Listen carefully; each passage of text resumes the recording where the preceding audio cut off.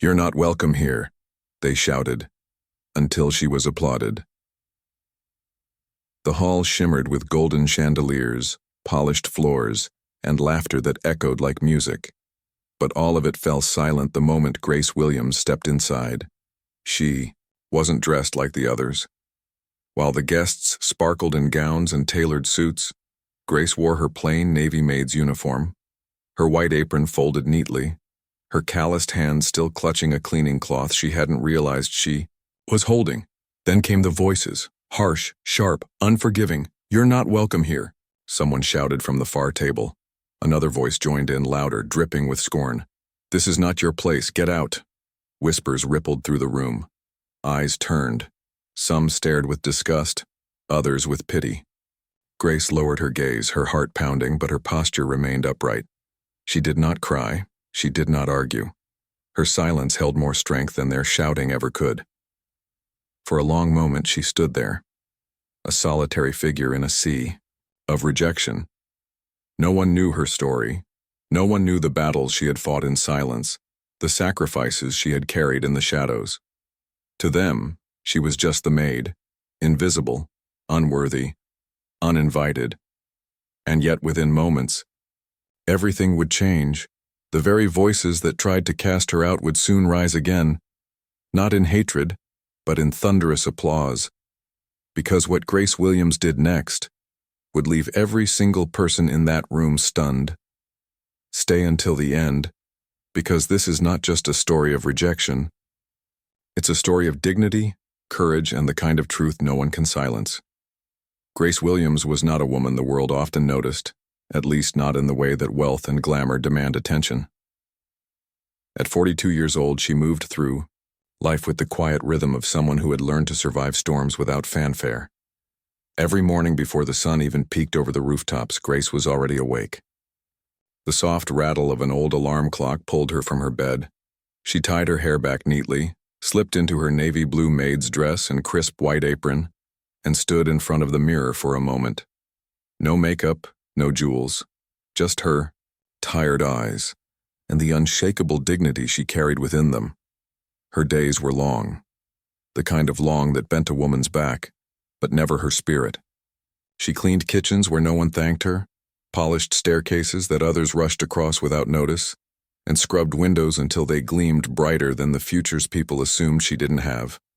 By night, she returned to her modest apartment, a place she shared with her 2 children. Though small and worn, it was alive with warmth. The children's laughter, their homework scattered across the table, the little drawings taped to the walls. These were the treasures she cherished more than gold. Grace had faced hardship more than she ever spoke of. Her husband had left years ago, and with him went the stability she once thought she could lean on. Life had not been kind, but Grace refused to let bitterness write her story. Instead, she worked harder, held her head higher, and told her children with every action, dignity is not something the world can give you. It is something you hold for yourself. Those who hired her rarely saw this strength. To them, she was just the maid, a shadow moving silently through their mansions, invisible except when something was needed. But inside, Grace carried a discipline that rivaled the mightiest generals, and a patience that only years of endurance could teach. She never snapped back when insulted, never lowered herself to anger. Instead, she folded her pain into quiet determination. Yet there was something more about Grace, something even she did not often acknowledge. Beneath her calm exterior rested a reservoir of courage, the kind that comes not from books or speeches, but from living a life where every day is a test. It showed in the way she straightened her shoulders when people spoke down to her. It lived in her refusal to complain, even when her body ached from endless labor. And though no one else seemed to notice, Grace's children did.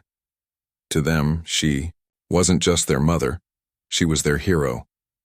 They watched the way she endured, the way she prayed before bed, whispering words of hope into the silence.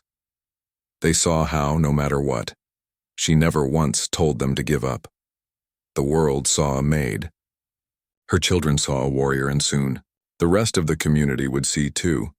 Because Grace Williams carried within her a strength that had been waiting, quietly, for the moment when it could no longer be ignored. A strength that would rise in the very place she was told she didn't belong. The ballroom was lit with golden chandeliers, their crystal edges scattering light across polished marble floors. The smell of expensive perfumes and freshly cooked delicacies filled the air, mingling with the sound of laughter and champagne, glasses clinking together. It was the annual community fundraiser dinner, a place where the wealthiest families came not only to donate, but to be seen. Women wore gowns that sparkled like gemstones. Men stood in tailored suits, each conversation carefully crafted to showcase status. And in the middle of this glittering world moved Grace Williams. She wore her simple navy blue maid's uniform, the same one she had worn for years, clean, pressed, and spotless. A white apron was tied neatly at her waist, her dark hair pulled back tightly into a bun. She carried herself with quiet dignity, even as she balanced trays of hors d'oeuvres and refilled glasses that were never truly empty. Grace knew her place here. She wasn't a guest. She wasn't here to laugh, to mingle, or to share her story. She was here to serve. But fate, it seemed, had other plans. As she passed by a group of wealthy donors near the head table, the whispers began. At first it was subtle, half-hidden smirks, narrowed eyes following her movements. A woman in a glittering silver dress leaned closer to her husband. "Why is she standing so close to the main floor? The staff should stay in the back." Another voice joined, in sharper, more cutting. "I don't know why they let people like her linger. She doesn't belong in an event like this." The words sliced through the music, through the laughter, through the carefully staged perfection of the evening. Grace felt them, each syllable, heavy against her skin. She paused for a moment, holding her tray steady, her fingers tightening around the stem of a champagne glass. Her heart thudded once, hard, as if demanding she defend herself. But she didn't speak. She had learned long ago that silence often protected more than words. But silence could not protect her from what came next. The whispers grew louder. They were man at the table, wealthy, smug, his tie loosened just enough to show comfort in his power, turned his head directly toward her. His voice carried across the polished hall, cutting through the chatter. "You're not welcome here," he shouted, his words echoing off the chandelier-lit ceiling. The music stopped. Glasses froze mid-air. Dozens of eyes shifted instantly toward Grace. For a second, the world seemed suspended, caught between cruelty and shame, between the glitter of chandeliers and the cold weight of humiliation. Grace stood frozen, her breath caught in her throat, her gaze falling to the marble beneath her shoes. Every instinct told her to shrink, to disappear, to retreat into the background where she had always been safest. But her body betrayed her fear. She remained upright, shoulders squared, tray steady in her hands. Her eyes did not rise, but her posture spoke louder than words. She would not be broken. Around the room, the reactions varied. Some guests shifted uncomfortably in their chairs, eyes darting between Grace and the man who had shouted. Their lips pressed tight as if they wanted to intervene but feared the weight of the social order.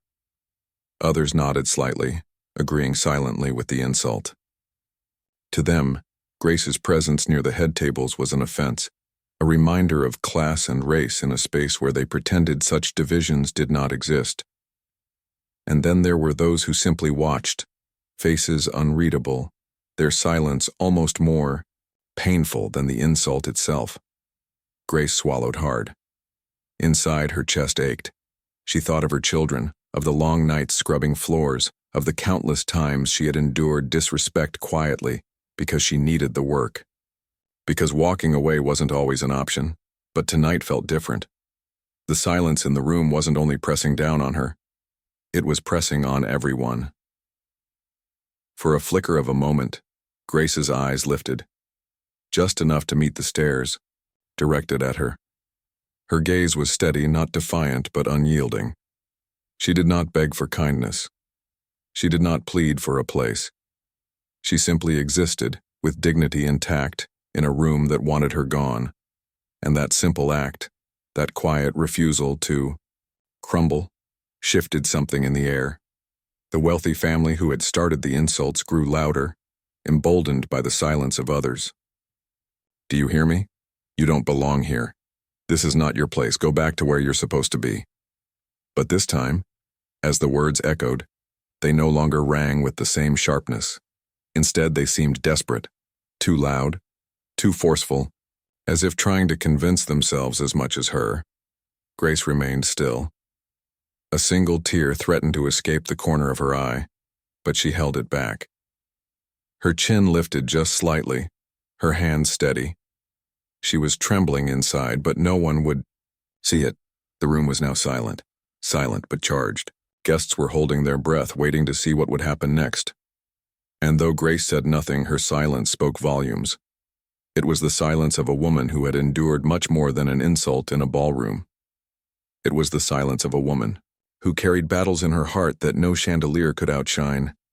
For now she stood frozen, pain inside but composure outside, her dignity holding the room hostage. The night had only just begun, but everyone sensed it. Something unforgettable was about to unfold. The room was still humming with the echo of those cruel words. "You're not welcome here." Grace Williams stood frozen near the side table, her hands tightening around the serving tray she carried. For a long, painful moment, the only sound was the faint clinking of glasses and the rustle of silk dresses as the guests shifted in their seats, unsure of what would happen next. And then, a voice broke the silence. It wasn't angry, nor mocking. It was simply curious. "Grace," said an older man seated near the front, a community leader perhaps moved by the shame of what he had witnessed. His tone was soft but firm. "Would you like to respond?" All eyes turned to her. The air grew heavier as, though the grand hall itself was holding its breath. Grace inhaled slowly, setting the tray down on a nearby table. Her fingers trembled slightly, but when she lifted her head, her eyes carried a calm steadiness. She didn't raise her voice. She didn't need to. "I've worked in homes like these," she began, her voice low but clear, "for more than 20 years. I've scrubbed floors until my knees ached, polished silver until it shined brighter than the faces that ate from it. I've washed, cooked, cleaned, all so that my children might eat, all so that others might rest easy in their comfort." She paused. A murmur rippled through the room, but no one interrupted.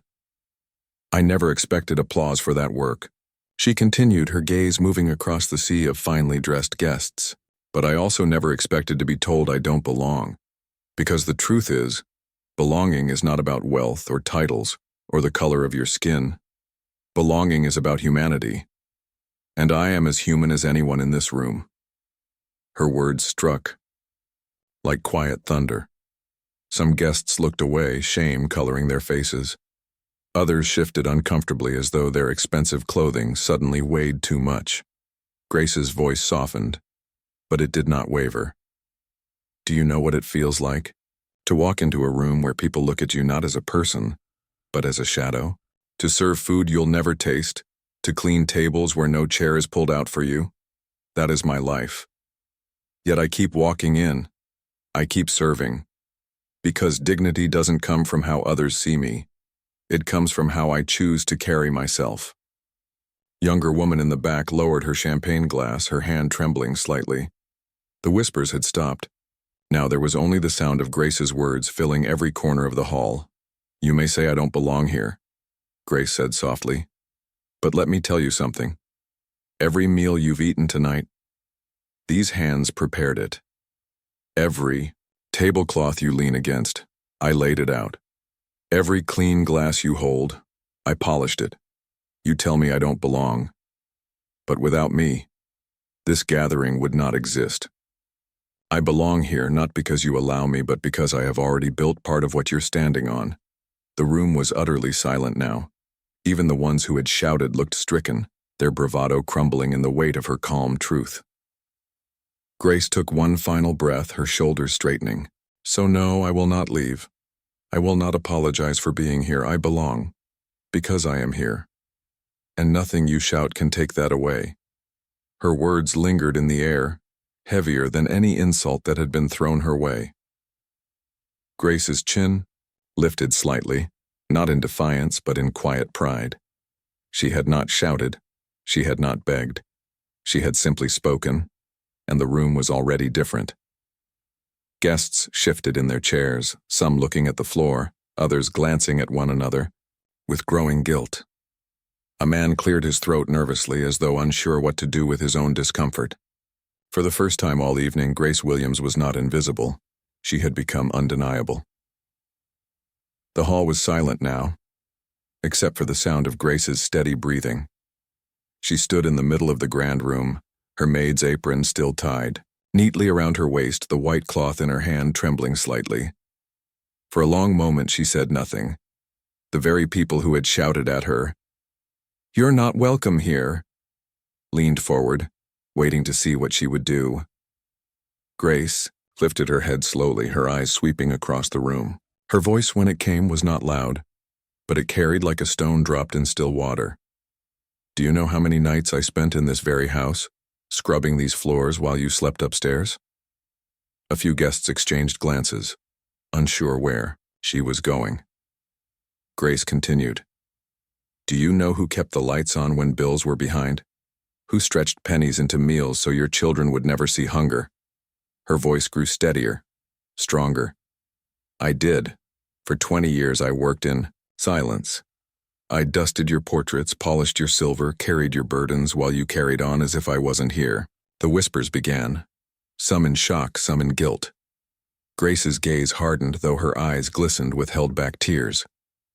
"And while you shouted tonight that I don't belong here, do you know where my son belonged?" She paused. The room seemed to freeze. "He belonged to this country. He wore its uniform. He carried its flag." Her voice cracked, but she did not break. "And he gave his life so you, all of you, could stand here free." Gasps rippled through the crowd. Several hands flew to mouths, eyes widened, and the silence deepened into something heavier, something no one could run from. Grace straightened, her back, her trembling gone now, replaced with the quiet strength of a mother who had borne the unthinkable. "So when you tell me I don't belong, when you shout at me as if my life, my work, my sacrifice mean nothing." She took a step forward, her voice sharp with truth. "Then you dishonor not only me, but the very blood that was spilled to protect your freedom." The words hung in the air like thunder after lightning. No one moved, no one breathed. Then, somewhere in the back, a single pair of hands began to clap. Slow, hesitant, but steady. The sound broke the stillness. Another person joined, then another. Within seconds, the applause swelled into a storm, rising, echoing, rolling through the hall until the very rafters shook. Those who had shouted the loudest now clapped the hardest, their faces red with shame. Some stood to their feet, others wiped tears from their eyes. The very voices that had spat, "You're not welcome," were now drowned beneath the roar of their own applause. Grace didn't bow. She didn't smile. She simply stood there, her hands folded, her chin lifted in quiet dignity. Her eyes glistened, not with pride, but with memory. The memory of her son, the weight of years spent unseen. For the first time, the people in that room saw her not as a servant, not as a maid, not as someone who didn't belong, but as a woman whose strength, sacrifice, and truth demanded respect. The applause thundered on, but Grace remained still. Because she knew applause was fleeting, but dignity, once claimed, could never be taken away again. Grace doesn't gloat. She lowers her head slightly, her posture dignified but unassuming, and gathers her cleaning supplies carefully. Each step is deliberate, measured. A quiet strength radiates from her even in the aftermath of chaos. She offers a soft, genuine "thank you" to the few people who approach her immediately, those with sincere expressions of regret and newfound respect. The crowd begins to shift. Some step forward hesitantly, murmuring apologies. Others hand her flowers, a note, or simply nod in silent acknowledgement of the courage she displayed. Even the very voices that shouted at her moments ago now hang their heads, understanding the weight of their earlier words. Grace remains calm, letting their remorse and admiration settle around her without seeking recognition or reward. As she walks through the hall, her footsteps echo softly, but the room feels lighter. The tension that had gripped the event now transforms into a mixture of awe and reflection. The applause grows steadily, no longer hesitant or awkward, but sincere, a collective acknowledgement that her dignity, her voice, and her resilience have commanded respect. A gentle voiceover begins. True worth is not measured by wealth but by dignity, and sometimes the ones we try to silence are the voices we need most. Grace's face, illuminated by the warm sunlight streaming through the hall windows, reflects both relief and quiet pride. She doesn't raise her head boastfully. Instead, she allows her presence alone to speak volumes. Every gesture, every measured step embodies the strength she has carried silently for years. The camera follows her as she exits the hall. Outside, the sun catches the edge of her uniform, her hair and the determined glint in her eyes. The applause from behind continues, echoing in the distance, fading only gradually as she walks into her day, unchanged in her humility but immeasurably stronger in the eyes of the community. Grace moves forward, her shoulders squared, her stride purposeful yet calm, the sunlight haloing her figure, a living testament to resilience, dignity, and the quiet power of a voice that refuses to be silenced.